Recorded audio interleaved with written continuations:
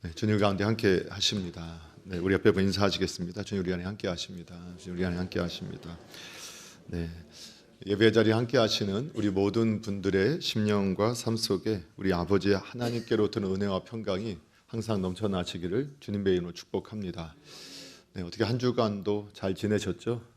네, 사경회가 있었고 또 우리 특별 새벽기가 진행하면서 어떻게 지나가는지 모르게 금방 또 지나갈 것 같아요. 일상이 회복되어 가는 가운데 또 요즘에 또 자꾸 우리 또 날씨가 좀 추워지니까 독감 주사 맞으셨나요? 하고 다 여쭤보더라고요. 올해는 하여튼 백신에다가 맞아. 또 연말에는 독감 백신 주사만 맞다가 1년이 다 끝나는 한 해 같지만 또 잘 맞으시고 우리가 스스로 조심하지만 그럼에도 우리 건강을 책임져 주시고 우리를 보호하시고 인도해 주시는 분 하나님이시라는 것을 확신하시고 더욱 하나님의 은혜를 구하실 수 있는 복이 있기를 주님의 이름으로 축복합니다. 네, 오늘은 저희들 함께 읽은 이 본문 말씀을 중심해서 귀를 기울여 듣고 깨달으라라는 제목으로 말씀을 통해서 함께 은혜를 받는 시간을 가지려고 합니다. 하나님께서 이제 이스라엘 백성들에게 호세아라는 선지자를 통해서 그리고 그의 삶을 통해서 하나님의 뜻을 전달하게 하시는데 4장부터는 14장까지는 9편의 이제 설교가 나오게 됩니다. 근데 그 내용이 거의 비슷합니다. 이스라엘 백성이 왜 이렇게 징계를 받을 수밖에 없느냐? 하나님 떠났기 때문이다. 하나님을 모르기 때문이다. 이렇게 말씀을 하시고 그리고 그것 때문에 그들의 행위 때문에 그 악한 행위가 이제는 더 이상 한계점에 와서 더 이상 용납할 수 없고 하나님께서 징계하실 거다. 근데 이런 메시지를 이제 전하지만 그 이면에는 정말 하나님의 마음, 이스라엘 백성을 향한 하나님의 사랑을 우리에게 보여주고 있는 내용들로 반복해서 나오고 있습니다. 근데 그것을 다양한 표현으로 우리에게 확인시켜 주는데 이제 5장도 동일한 말씀으로 되어져 있습니다. 그래서 먼저 1절과 2절, 7절에 보면 그 하나님의 경고가 나오고 하나님의 사랑의 마음이 거기에 담겨져 있는 것을 볼 수 있게 됩니다. 5장 1절에도 여러분 보시면 하나님께서 제사장들아 들으라 이스라엘 족속아 깨달으라 왕족들아 귀를 기울이라 하고 너희에게 심판이 있다 이렇게 말씀하셨습니다. 심판이 있다. 2절에도 보니까 내가 그들을 다 벌하노라. 하나님께서 하나님의 백성을 심판하시고 벌하신다. 그리고 7절에도 보니까 세 달이 그들과 그 기업을 함께 삼키리로다.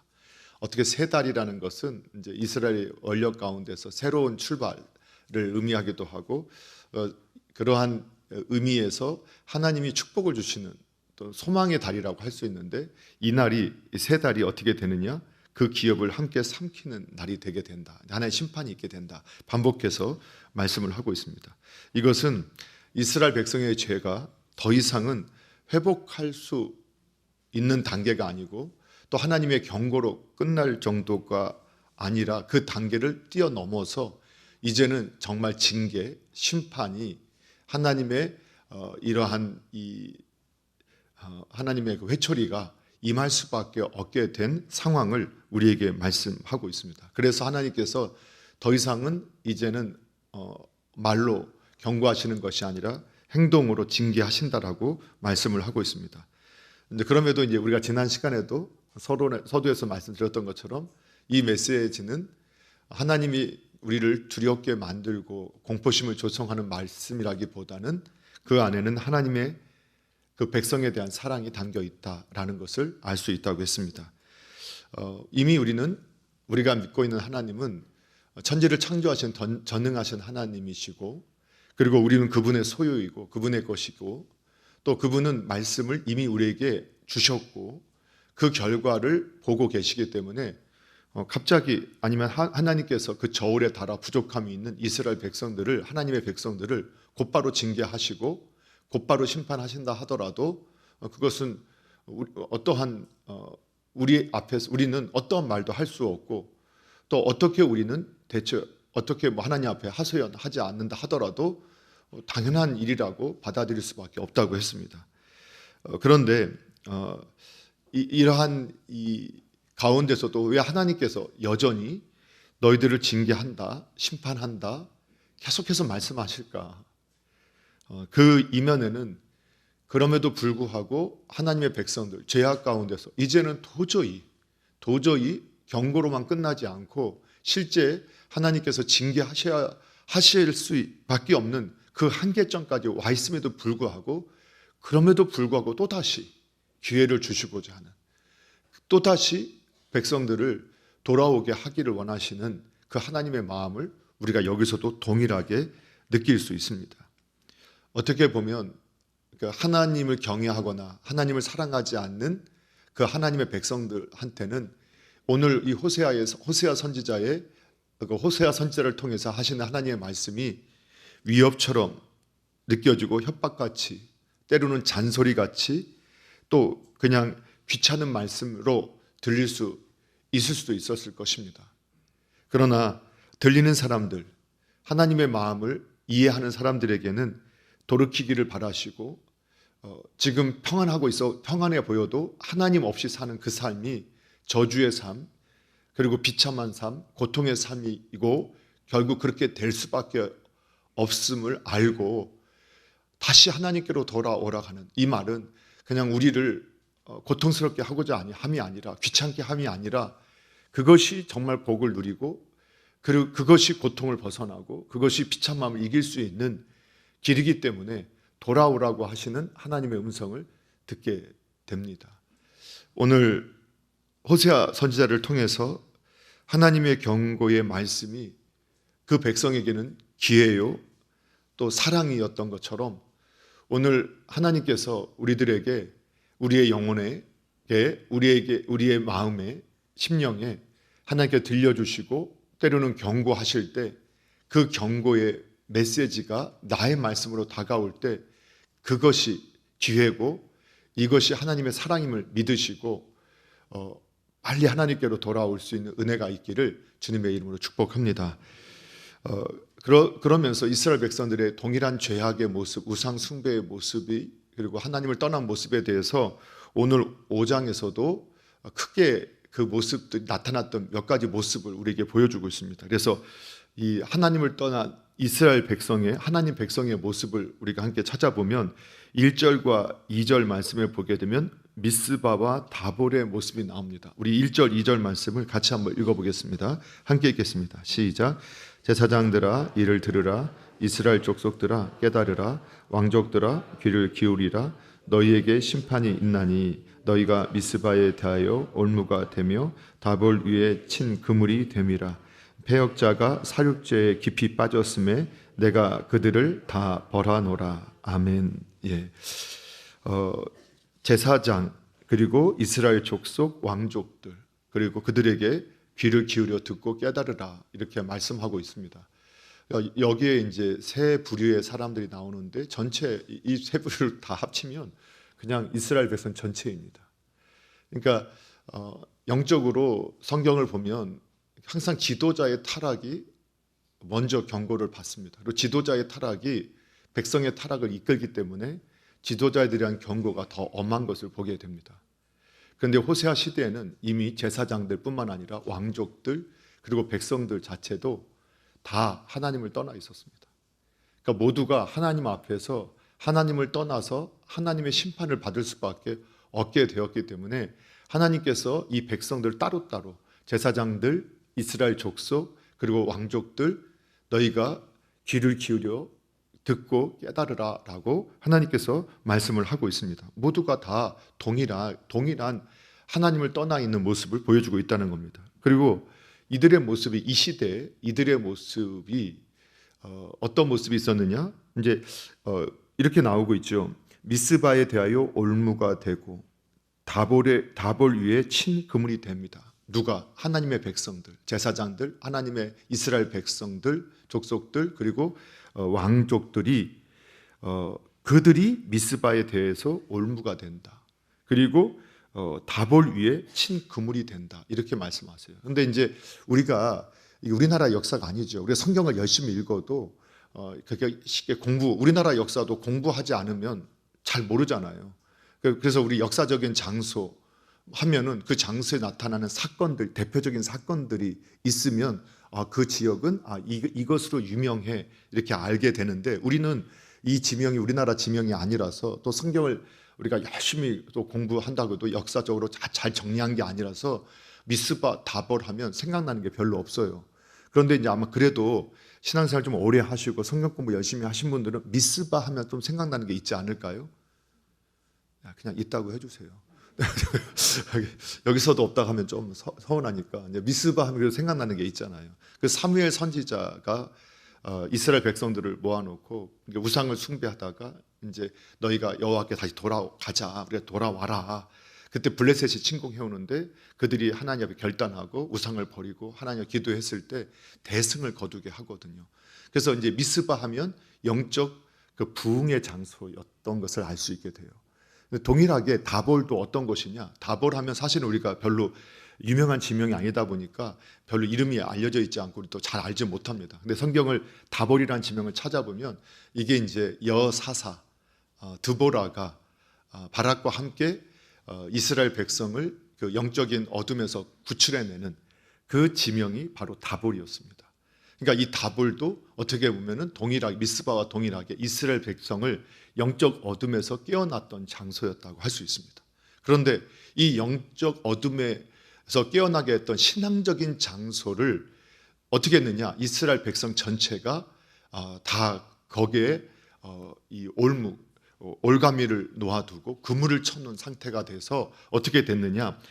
이 2절에 보니까 패역자가 살인죄에 깊이 빠졌다 이렇게 말씀하고 있어요. 이 패역자라는 말은 반역자라는 뜻입니다.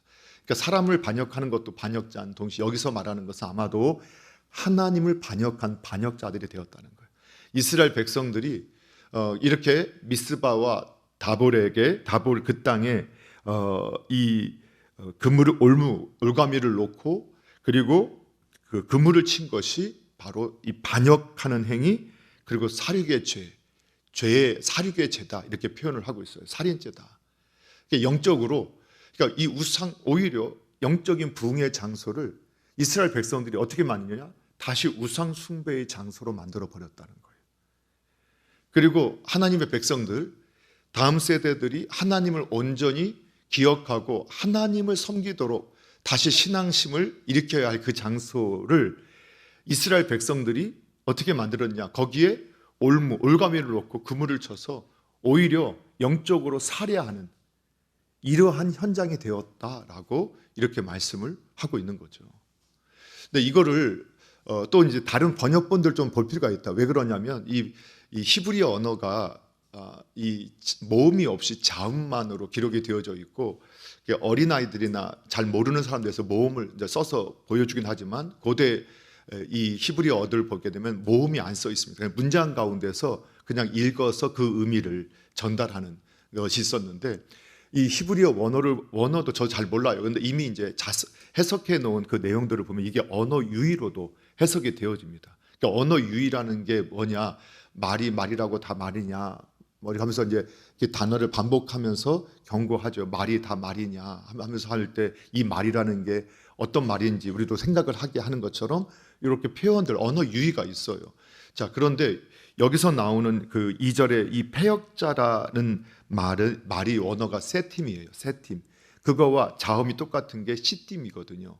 그리고 이 사륙제라고 하는 단어가 샤하트라는 단어로 되어져 있는데 이게 구덩이라는 단어와 똑같은 발음이 되어 있어요. 샤하트.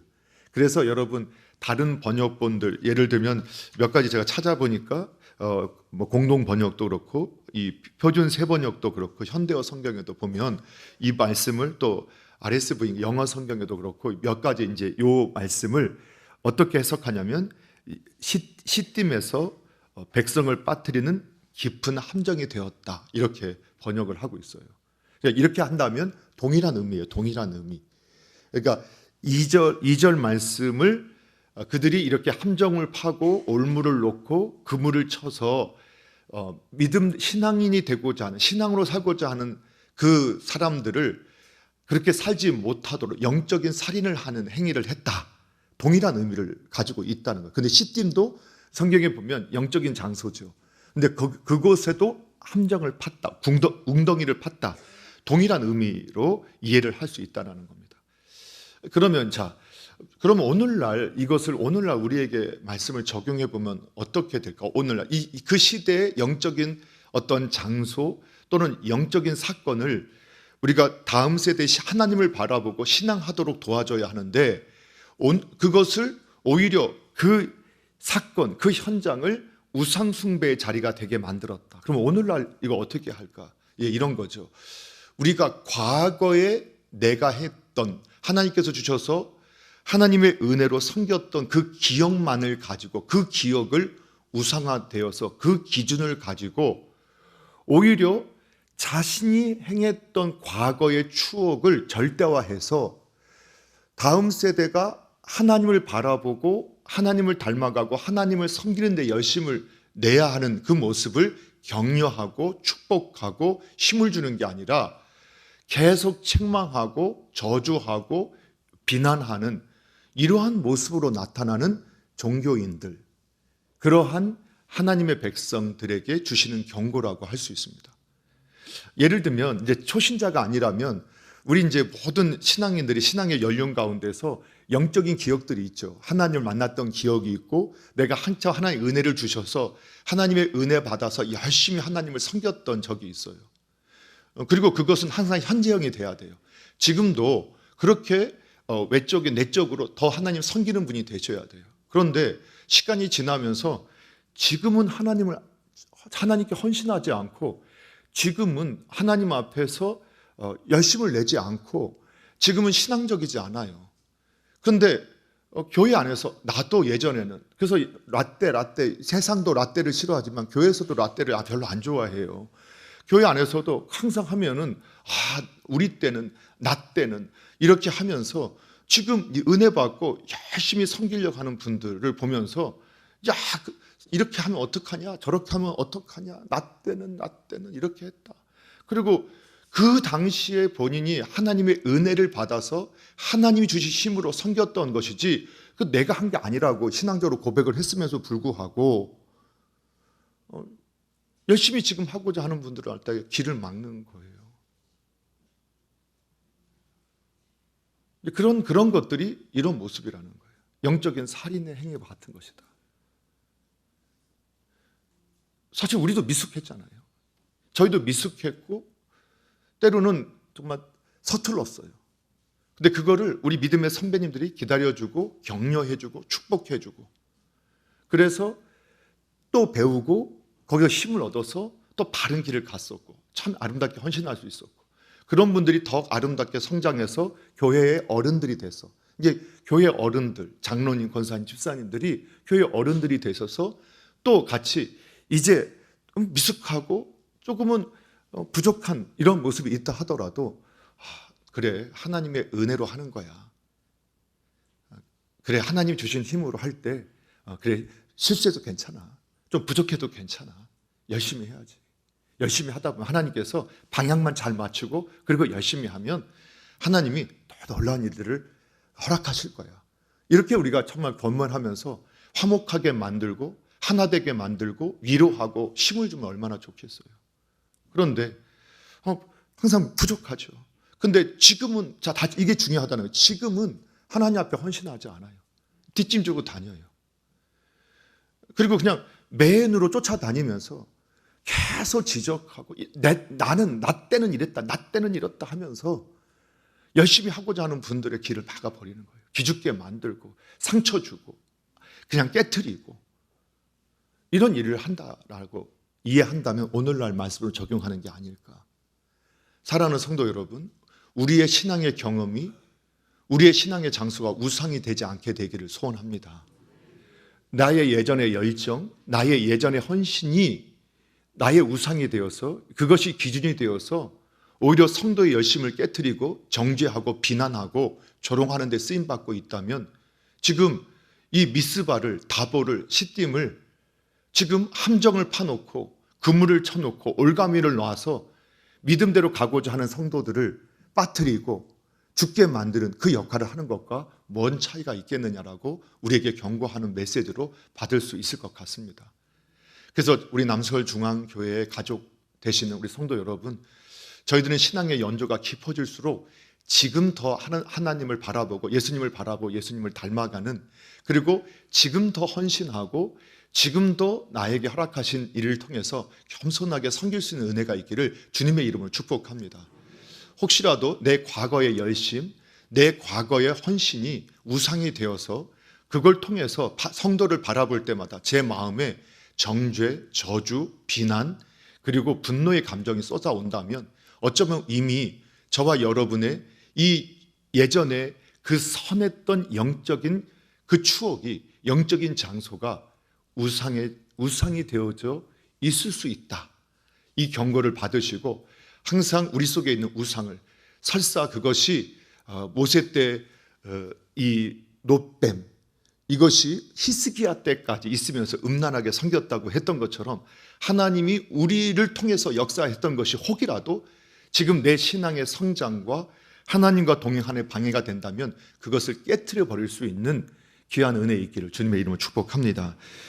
또 한 가지가 있어요. 그게 뭐냐면 음란한 마음이다라고 이렇게 표현을 하고 있는데 3절 4절 말씀 같이 한번 읽어보겠습니다. 함께 있습니다. 시작.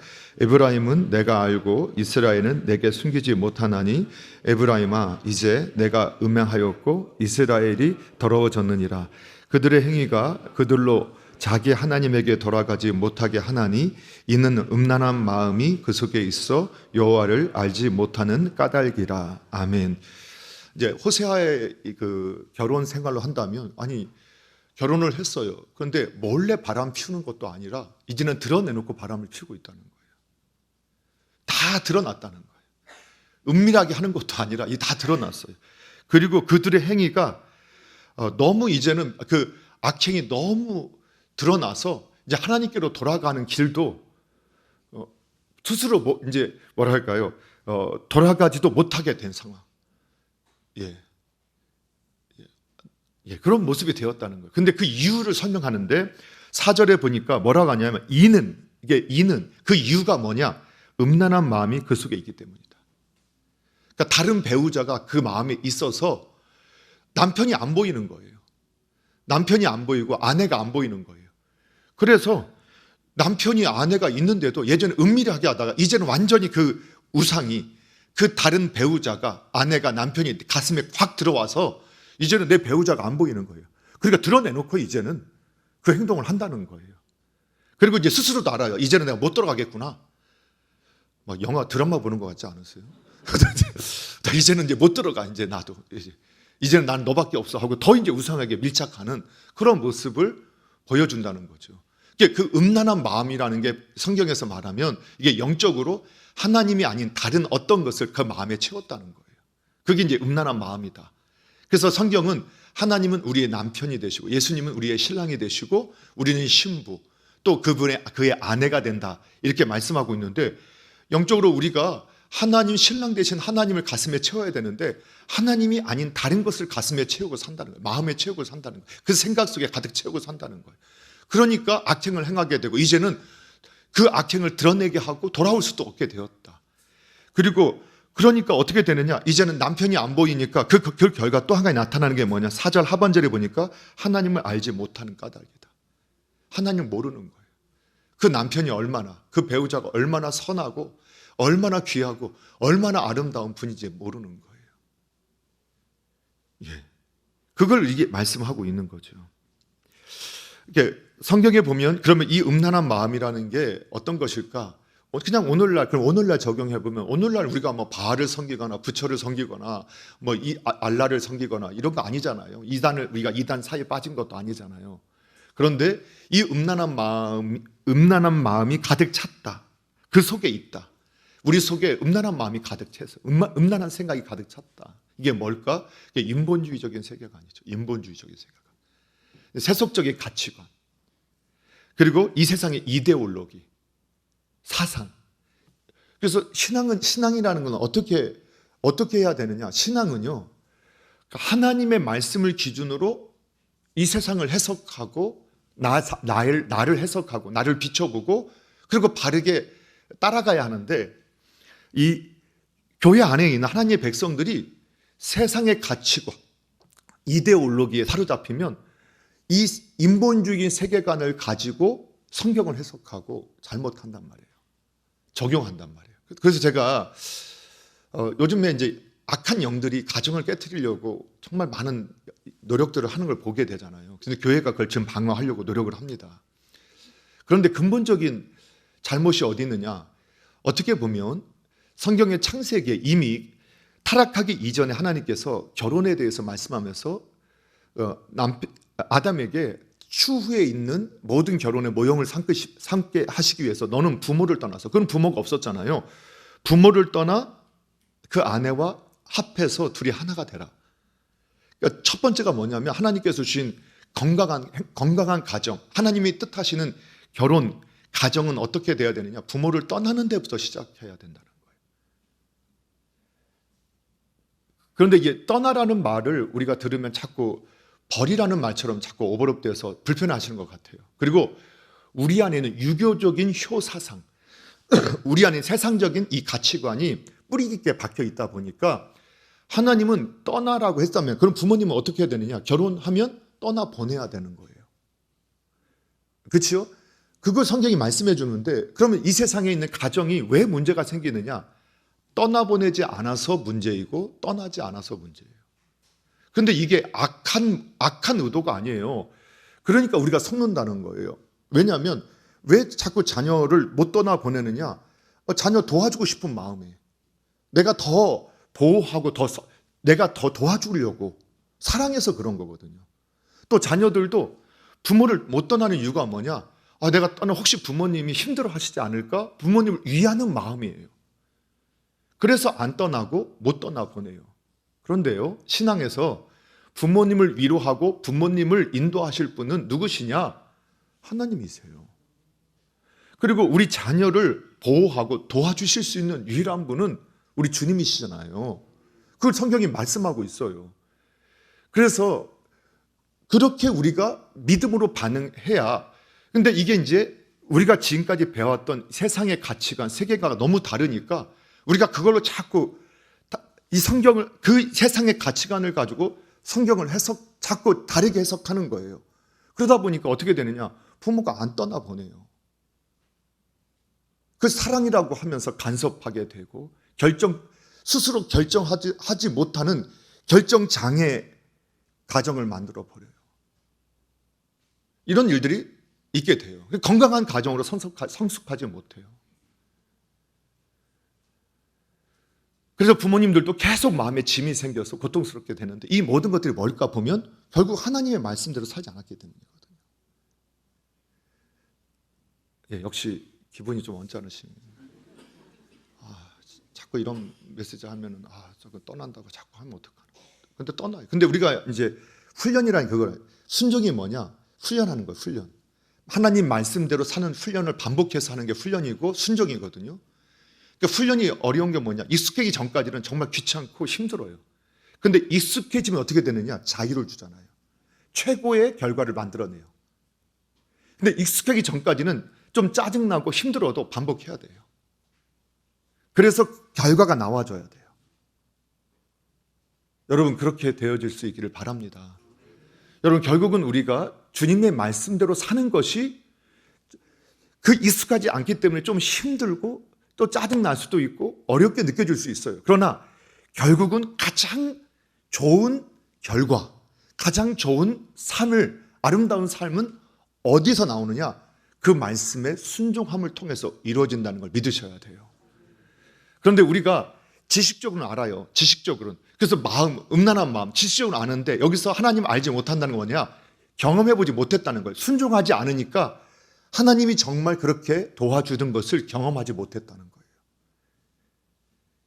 저와 여러분이 저의 마음속에 있는 이 음란한 마음들, 인본주의 세계관, 이데올로기, 우리 하나님이 우리 안에 있을 자리가 없을 정도로 채워놓은 우리의 이 악한 사상들을, 인본주의 세계관을 빼내고 주님의 영으로 또 주님의 생각으로 가득 채울 수 있는 은혜가 있기를 주님의 이름으로 축복합니다.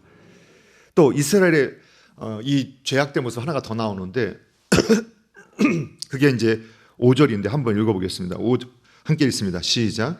이스라엘의 교만이 그 얼굴에 드러났나니 그 죄악으로 말미암아 이스라엘과 에브라임이 넘어지고 유다도 그들과 함께 넘어지리라. 아멘. 네, 교만이라고 나오죠.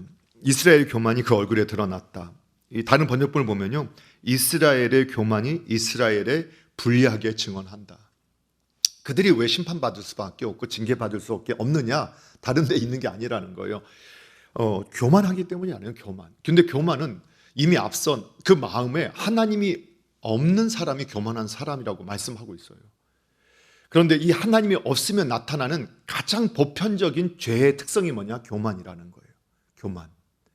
그래서 성경은 교만에 대해서 끊임없이 우리에게 경고해요. 그러니까 사람이 교만이 뭐냐? 내가 하나님 없이 판단하고 하나님 마음에 하나님 없이 살아가는 것, 그렇게 사는 인생이 교만한 인생이에요. 그런데 그 교만한 모습들이 나타나는데 구체적인 모습, 예를 들면 사탄도 천사 루시퍼가 타락한 것이다. 왜? 교만 때문에. 하나님 자리에 서려 하다가 그가 타락했다. 그리고 사람을 유혹할 때도 너 하나님처럼 될 수 있어, 네가 하나님처럼 해야 돼 라고 유혹했단 말이에요. 그치요? 그 사탄. 예, 그 사탄이 천사가 사탄이 된 것도 교만 때문이다. 그래서 이 교만은 종교인의 태도이고 하나님을 모르는 사람들의 태도예요. 하나님이 원하시는 것은 이런 모습이 아니라는 거죠. 그래서 성경의 잠언서 15장 8절에도 보게 되면 하나님은 악인의 제사는 여호와께 미워하셔도 정직한 자의 기도는 그가 기뻐하신다. 예, 시편 119편 21절에 보니까 교만하여 저주를 받으며 주의 계명에서 떠나는 자들을 주께서 꾸짖으셨다. 그러니까 하나님께서는 교만하기 때문에 저주를 받는다고 나와요. 그러니까 하나님 없이 살면 이미 저주 안에 있는 거고, 하나님의 백성들이잖아요. 하나님의 백성이 그 마음에 하나님 자리가 없어요. 그러다 보니까 어떻게 돼요? 교만하게 되고, 그것이 하나님의 사람이 복의 통로가 되어야 되는데 저주의 사람이 되어지게 된다. 잠언서 16장 17절 18절 말씀도 여러분 잘 아시는 말씀인데, 악을 떠나는 것은 정직한 사람의 큰 대로다. 자기의 길을 지키는 자는 자기의 영혼을 보존한다. 그러니까 악을 떠나고 정직하게 사는 길, 하나님의 기준에 맞게 사는 것이 큰 길을 가는 거라는 거예요. 형통한 길을 가는 거라는 거죠. 그런데 반대로 교만은 패망의 선봉이요 거만한 마음은 넘어짐의 앞잡이다. 반대로 우리가 하나님을 기준으로 하나님의 말씀을 따라서 정직하게 살아가면 그 사람의 길은 대로예요. 큰 길이에요. 형통한 길이에요. 그러나 교만하게 세면, 하나님 없이 살고 자기가 왕이 되고 자기가 기준이 되어 살아가는 사람은 결국은 패망하게 될 것이고, 그리고 넘어지게 될 것이다. 이렇게 말씀하고 있는 거죠. 사랑하는 성도 여러분, 정말 교만이 찾아올 때, 이 교만이 뭔가 내가 하나님 없이 판단하는 것이라고 했잖아요. 그 교만을 정말 조심하셔야 됩니다. 교만한 마음이 들 때 이 교만을 우리가 대적할 수 있으셔야 합니다. 그리고 교만한 마음이 찾아온다는 것은 내가 하나님이 지금 내 마음이 없다라고 생각하셔야 돼요. 그리고 빨리 하나님께 돌아오셔야 돼요. 그런 은혜가 함께 하기를 주님의 이름으로 축복합니다. 자, 그런데 이러한 그들에 대해서 하나님께서 뭐라고 말씀하셨느냐? 이미 떠나셨다. 이렇게 평가하신 거예요. 이 시대에. 자, 이 경고의 메시지 한번 6절, 7절 말씀을 함께 들어보도록 하겠습니다. 함께 읽겠습니다. 시작. 그들이 양떼와 소떼를 끌고 여호와를 찾으러 갈지라도 만나지 못할 것은 이미 그들에게서 떠나셨습니다. 그들이 여호와께 정절을 지키지 아니하고 사생아를 낳았으니 그러므로 새 달이 그들과 그 기업을 함께 삼키리로다. 아멘. 예.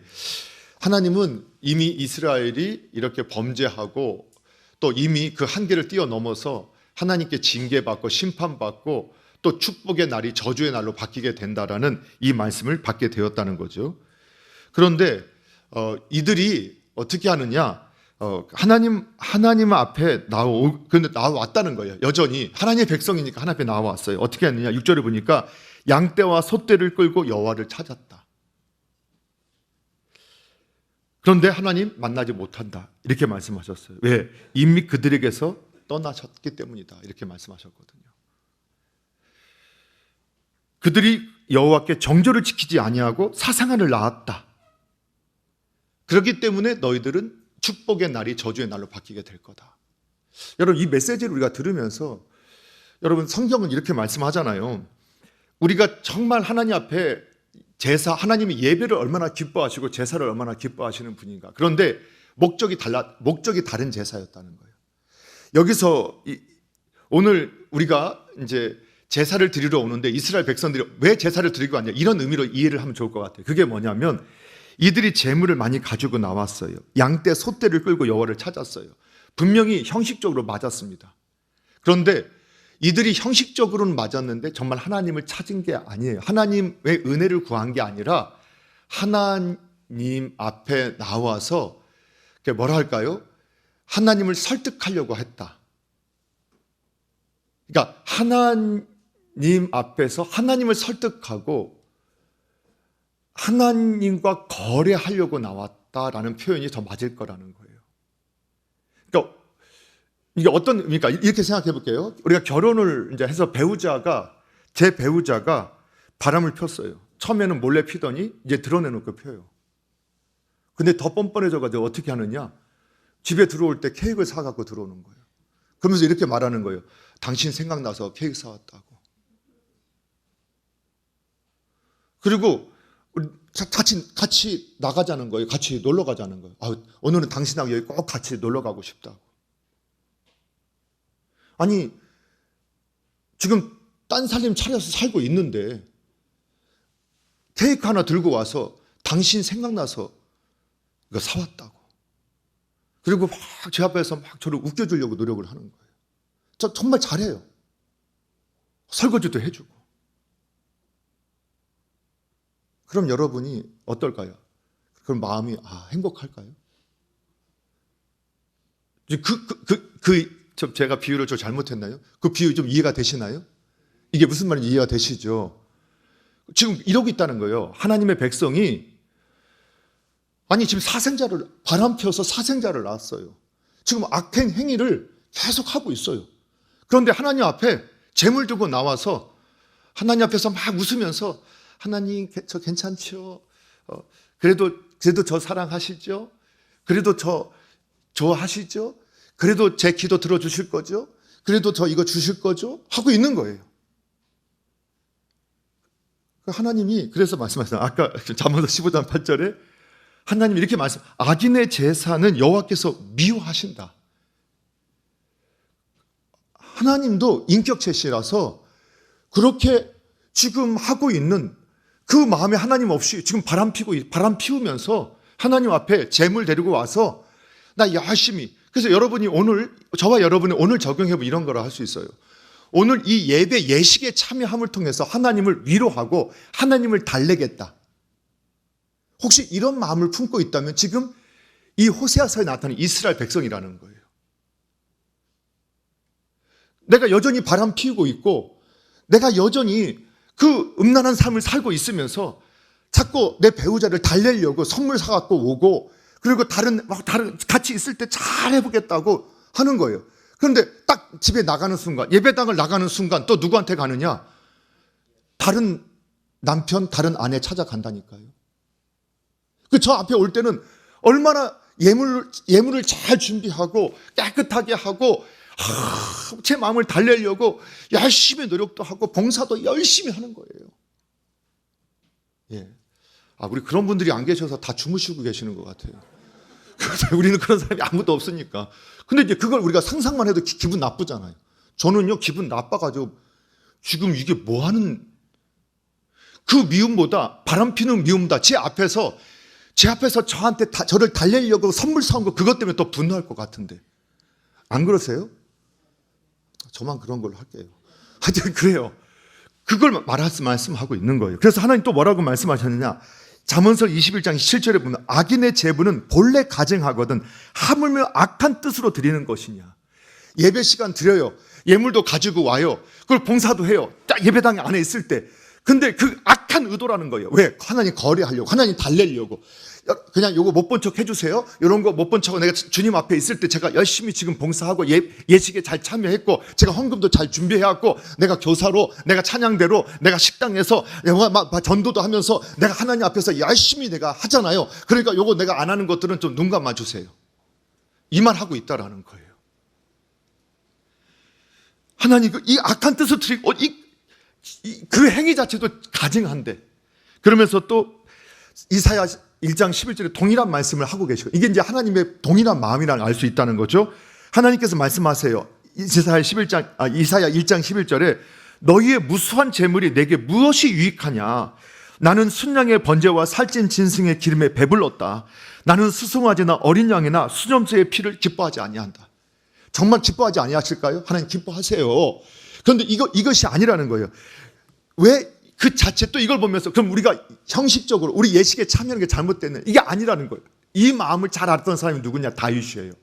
다윗이 시편 51편에서 밧세바 사건 이후에 하나님 앞에서 그가 어떤 태도를 취했느냐, 16절 17절 이 말씀을 같이 읽어볼게요. 이게 이제 신앙인의 모범이고 정답이라고 할 수 있는데 같이 한번 읽어보겠습니다. 시작. 주께서는 제사를 기뻐하지 아니하시나니 그렇지 아니하면 내가 드렸을 것이라. 주는 번제를 기뻐하지 아니하시나이다. 하나님께서 구하시는 제사는 상한 심령이라. 하나님이여 상하고 통회하는 마음을 주께서 멸시하지 아니하시리이다. 아멘. 여러분, 다윗이 하나님 앞에 얼마나 열심히 제사를 드리고 제물을 드렸던 사람이에요. 그런데 막상 자신이 죄악을 범하고 나서 하나님 앞에서 수많은 제물을 가지고 나서 하나님을 달래려 하고, 하나님 앞에서 아무리 번제를 수없이 드려도 하나님께서 그 번제를 기뻐하시지 않는다는 사실을 아는 거예요. 그 제물을 기뻐하지 않는 사실을 깨달은 거예요. 그래서 다윗이 말하는 것은 하나님께서 정말 원하시는 제사, 단지 그 제물을 가지고 와서 하나님 앞에 제물을 드리면서 형식적인 제사를 드리는 게 아니라 내 상한 마음, 상한 심령, 상하고 통회하는 마음을 주께서 멸시하지 않아 하시는구나. 끊어야 된다는 거예요. 정말로 주님 앞에 용서를 구해야죠. 용서를 구했다는 게 뭐예요? 봐달라는 게 아니라 내가 잘못했어. 나 단지 정리했어. 내가 가보니 정말 당신밖에 없었어. 정말 용서해줘. 용서를 구해야죠. 여전히 과거 그대로 살고 있으면서, 그대로 바람 피고 있으면서 케이크 사오고 치킨 사오고 피자 사오고, 그건 우리 어르신들이 별로 마음이 안 땡겼죠. 보석 사오고 목걸이 사오고 향수 사오고 괜찮지 하고 있으면 더 분노케 된다는 거예요. 사랑하는 성도 여러분, 저와 여러분은 정말 주님 앞에서 통회하는 마음을 가지시기를 바랍니다. 주님 앞에 용서를 구할 수 있는 용기가 있기를 바랍니다. 어쩌면 세상의 배우자는 용서를 구해도 용서하지 않을 수 있어요. 그런데 70번씩 7번이라도 우리 주님은 돌아오면 용서해 주시겠대요. 오늘 그 용서를 경험하시고 또 그렇게 용서하기를 원하시는 그 하나님께서 귀를 기울여 깨닫고 듣고 이제는 깨닫고 돌아오라 하시는 그 말씀을 마음에 새기시고 오늘 주님께로 돌아오는 은혜 있기를 주님의 이름으로 축복합니다. 기도하겠습니다. 하나님 아버지, 오늘도 호세아 선지자를 통해서 우리에게 들려주시는 하나님의 말씀에 귀를 기울이고 저에게 들을 수 있게 하여 주시고 깨닫게 하여 주셔서 아버지, 돌아오려던 주님께로 돌아갈 수 있고 돌아올 수 있는 은혜가 우리 안에 있게 하여 주시옵소서. 아버지, 죄 가운데 머물러 있지 않게 하여 주시고 우리의 마음에 하나님 정말로 세상의 것으로 가득 채워서 주님이 있을 자리가 없을 정도의 삶이 되지 않게 하여 주시고 점점 주님의 자리가 커지고 넓어져서 다른 생각이 또 다른 것들이 우리 안에 머물 자리가 없는 그러한 복의 삶이 되게 하여 주시옵고 또 세월이 갈수록 더 우리의 신앙이 정말 아름답게 하여 주셔서 주님을 바라보고 또 주님을 생각하며 주님을 닮아가는 아름다운 주의 종들 되게 하여 주시옵소서. 주께서 함께 하심을 감사드리며 예수님의 이름으로 기도합니다. 아멘.